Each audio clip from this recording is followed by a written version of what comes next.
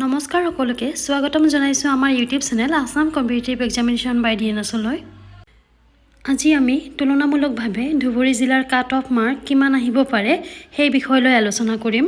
গতিকে ভিডিঅ'টো স্কিপ নকৰি শেষলৈকে চাব আৰু চেনেলটো যদি ছাবস্ক্ৰাইব কৰা নাই দেন প্লিজ ছাবস্ক্ৰাইব কৰি ল'ব। চ' আহকচোন এতিয়া আমি পলম নকৰি ধুবুৰী ডিষ্ট্ৰিক্টৰ কিমান পোষ্ট আছে চাই লওঁ। আমি যদি চাবলৈ যাওঁ LP ক্ষেত্ৰত ধুবুৰী ডিষ্ট্ৰিক্টৰ পোষ্ট 3 নম্বৰত আছে হাইয়েষ্ট। ইয়াত টোটেল 335টা ভেকেন্সি আছে। LP ৰিক্ৰুইটমেণ্টৰ ক্ষেত্ৰতেই হওক বা আপাৰ প্ৰাইমাৰী ক্ষেত্ৰতেই হওক সাধাৰণতে লোৱাৰ বা আপাৰ আছামৰ প্ৰায়ভাগ কেণ্ডিডেটে এই ডিষ্ট্ৰিক্টখন প্ৰিফাৰেঞ্চত দিয়া দেখা গৈছে। হয়নে নহয় বাৰু কথাটো প্লিজ কমেণ্টত জনাবচোন। গতিকে আহক লোৱাৰ প্ৰাইমাৰীত কোনটো কেটেগৰীত কিমানটা পোষ্ট আছে আগতে চাই লওঁ। ধুবুৰী জিলাত আটাইতকৈ বেছি OBCৰ পোষ্ট এইবাৰ আছে। ইয়াত OBCৰ কাৰণে 112টা পোষ্ট আছে। লগতে SC কেটেগৰীৰ আটাইতকৈ বেছি পোষ্ট থকা ডিষ্ট্ৰিক্টখনেই হৈছে ধুবুৰী। ইয়াত SCৰ বাবে মুঠ 28 আছে আৰু ST প্লেইনছতো আটাইতকৈ বেছি পোষ্ট আছে 78 আৰু আনৰিজাৰ্ভত দেখিবলৈ পোৱা গৈছে 76। আকৌ ST হিলছৰ বাবে আছে 18টা পোষ্ট আৰু PWDৰ বাবে আছে 12টা পোষ্ট আৰু 3 টাইপছৰ ক্ষেত্ৰত আছে 11টা পোষ্ট। টোটেল 335টা পোষ্ট ধুবুৰী ডিষ্ট্ৰিক্টত আছে LPৰ ক্ষেত্ৰত। আমি যদি চাবলৈ যাওঁ বহুতৰে এইটো চিন্তাধাৰা যে ধুবুৰীত কম কাট অফ যাব, বাট লাষ্ট টাইম কি হৈছিলে ধুবুৰীত কাট অফ হাই গৈছিল। OBC 26 পোষ্ট আছিলে আৰু তাৰ এগেইনষ্টত গৈছিল কাট অফ 205.595। গতিকে আন জিলাসমূহৰ তুলনাত কিন্তু ধুবুৰী জিলাত কাট অফ বেছি হোৱা দেখা গৈছিল আৰু আনৰিজাৰ্ভৰ ক্ষেত্ৰত 64 পোষ্ট আছিলে, কাট অফ গৈছিল 217 এনেকুৱা।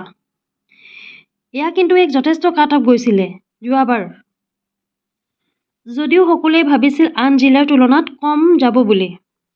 কিন্তু এইবাৰ নিযুক্তি প্ৰক্ৰিয়াত মাৰ্কিং ছিষ্টেম যিহেতু চেঞ্জ হৈছে, টেট মাৰ্ককে বেছিকৈ প্ৰাধান্য দি এইবাৰ মেৰিট লিষ্ট উলিয়াব। গতিকে আপোনালোকে ভয় নাখাব। চ' আজিৰ ভিডিঅ'টোত আমি চাম যে কিমান কাট অফ যাব পাৰে ধুবুৰী জিলাত এটা ধাৰণা দি। ধুবুৰীত আনৰিজাৰ্ভৰ ক্ষেত্ৰত 76টা পোষ্ট আছে। কিন্তু পোনপ্ৰথমে ইয়াতে কৈ থওঁ যে ধুবুৰীত যিহেতু OBCৰ পোষ্টৰ সংখ্যা বেছি আছে, গতিকে যিবোৰ প্ৰাৰ্থীৰ টেটৰ মাৰ্ক 90+ আছে তেখেতসকলেও কিন্তু আনৰিজাৰ্ভত অন্তৰ্ভুক্ত হ'ব প্ৰথমে। ইয়াৰ ফলত কাট অফৰ পাৰ্থক্য হাই হ'ব পাৰে বা আন যিবিলাক কেটেগৰী আছে সেই সকলেও URত সোমোৱাৰ চান্স আছে যদিহে তেওঁলোকৰো টেটৰ মাৰ্ক 90+ আছে। ইয়াতে ভাবি চাওকচোন আনৰিজাৰ্ভৰ ক্ষেত্ৰত কিমান চেলেঞ্জিং হৈ উঠিব পাৰে এইবাৰ।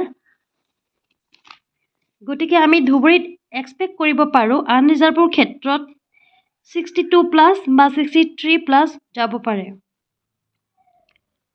আকৌ OBCৰ ক্ষেত্ৰত কাট অফ 55+ থাকিব পাৰে। গতিকে OBCৰ ক্ষেত্ৰত 55+ যিসকলৰ আছে চাকৰি পোৱাৰ অধিক সম্ভাৱনা আছে। আৰু ধুবুৰীত SC কেটেগৰীত 28 পোষ্ট আছে। গতিকে SCৰ কাট অফ যাব পাৰে এইবাৰ 55। যিহেতু সমগ্ৰ জিলাৰ ভিতৰত SCৰ হাইয়েষ্ট পোষ্ট থকা জিলাখনেই হৈছে ধুবুৰী, এইটো ইতিমধ্যে আপোনালোকে গমেই পাইছে। নেক্সট আমি চাম ST প্লেইনছৰ কাট অফ। ইয়াত মুঠ 78 পোষ্ট আছে। গতিকে STPৰ ক্ষেত্ৰতো ধুবুৰীত আটাইতকৈ যিহেতু পোষ্ট বেছি আছে, গতিকে ইয়াতে 54+ যাব পাৰে। এতিয়া আমি চাম ST হিলছৰ ক্ষেত্ৰত। ST হিলছত ইয়াতে পোষ্ট আছে 18টা।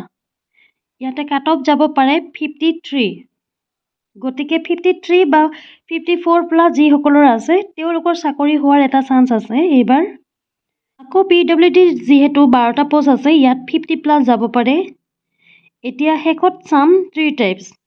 ইয়াত টোটেল 11টা পোষ্ট আছে, গতিকে 52+ যাব পাৰে। গতিকে 52+ থকা সকলৰ চাকৰি পোৱাৰ সম্ভাৱনা আছে। লগতে বাকী আৰু আপোনালোকৰ কাৰ কিমান মাৰ্ক আছে লগতে কোন কোন জিলা আপোনালোকে সিলেকশ্যন কৰিছে প্লিজ আমাৰ কমেন্ট বক্সত জনাব শেষত যদি আমাৰ ভিডিওটো ভাল পালে দেন প্লিজ লাইক এটা দিব লগতে অনাগত আপডেটসমূহ পাবলৈ আমাৰ চেনেলটো সাবস্ক্ৰাইব কৰিবলৈ নাপাহৰিব থ্যাংক ইউ